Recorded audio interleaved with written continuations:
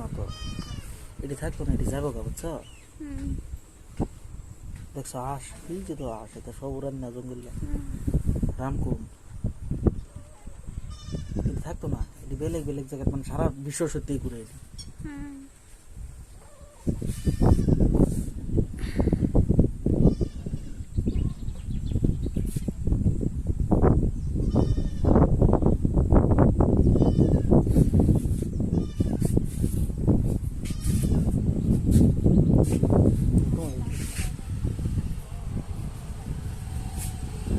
আমরা